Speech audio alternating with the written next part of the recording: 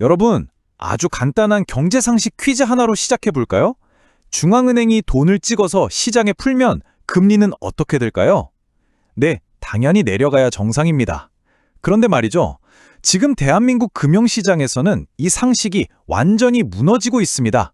돈을 막 찍어내는데도 오히려 금리가 오르는 이 기이한 현상.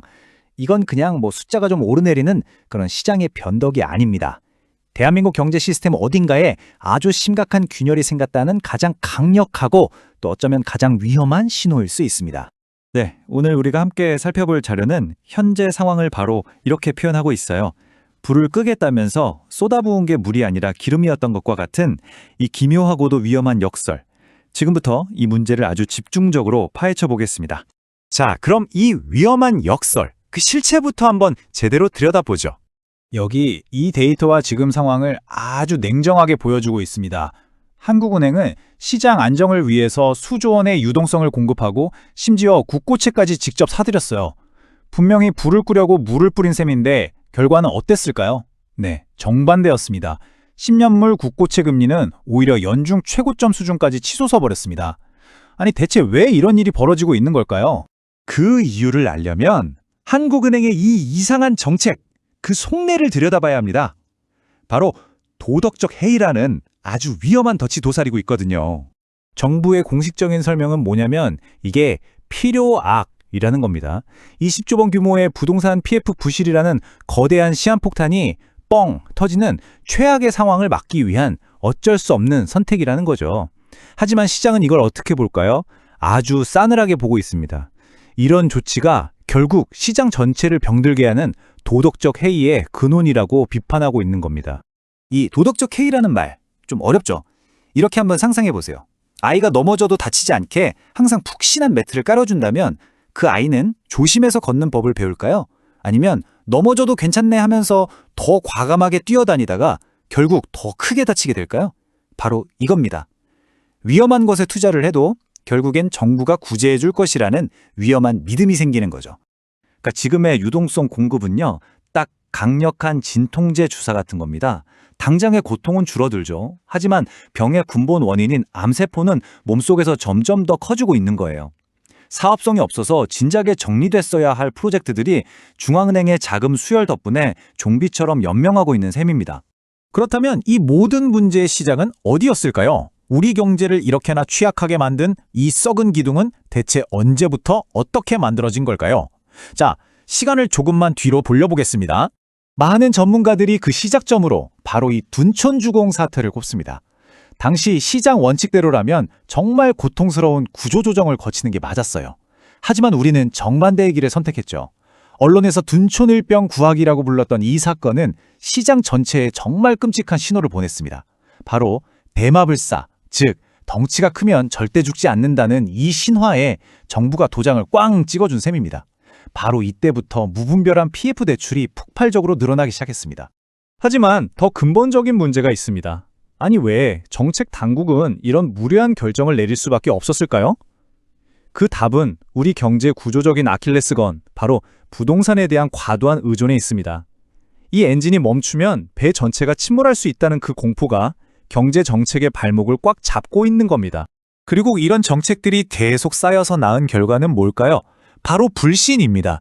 그리고 그 불신에는 아주 비싼 가격표가 붙게 되죠. 네, 다른 나라들도 다 금리가 오르고 있는데 왜 유독 우리나라만 이렇게 더 힘든 걸까요? 도대체 왜 우리만 더 아파야 하는 거죠? 이 차트를 보시면 그 이유가 명확해집니다. 보세요. 미국, 독일과 비교했을 때 한국의 장기 금리 상승세가 훨씬 더 가파르죠. 이건 외부 충격에 우리 내부의 썩은 기둥이 함께 흔들리면서 위기가 증폭되고 있다는 뜻입니다. 바로 여기서 코리아 리스크 프리미엄이라는 듣기만 해도 좀 불편한 단어가 등장합니다. 해외 투자자들의 눈에는 한국 경제가 어떻게 보일까요? 거대한 폭탄을 안고 있는데 이걸 해체하는 게 아니라 일단 테이프로 감아서 시간을 버는 것처럼 보이는 겁니다. 그 불안감이 고스란히 금리에 반영되고 있는 거죠. 자, 그럼 이제 우리는 이 복잡한 상황을 어떻게 지켜봐야 할까요? 막연하게 불안해하는 걸 넘어서 여러분 각자가 직접 경제 상황을 판단하고 대비할 수 있는 일종의 개인 경제 계기판을 지금부터 소개해드리겠습니다. 위험한 경제라는 도로를 운전할 때 반드시 확인해야 할 5가지 핵심 계기판입니다. 이건 다가올 불확실성에 대비하는 여러분만의 생존 매뉴얼이 되어줄 겁니다. 첫 번째는 바로 위험의 예고편, 국고채 10년물 금리입니다. 네, 우리가 지금까지 계속 이야기해온 바로 그 지표죠.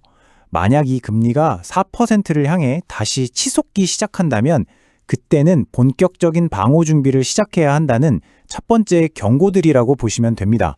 두 번째 계기판은 위험의 신호탄, 바로 원달러 환율입니다. 한 나라의 내부 문제가 고마 터지기 시작하면 가장 먼저 눈치채고 도망가는 게 바로 외국인 자본이거든요. 환율이 1,500원을 위협하기 시작한다면 이건 위기가 국제적인 금융위기로 번지고 있다는 가장 강력한 신호입니다. 세 번째, 우리 방어선의 실탄이라고 할 수 있죠. 외환 보유고입니다. 환율이 폭등하면 중앙은행은 금고에 쌓아둔 달러를 풀어서 원화 가치를 방어하는데 이 실탄이 빠르게 소진된다면 이건 정말 위험한 신호입니다.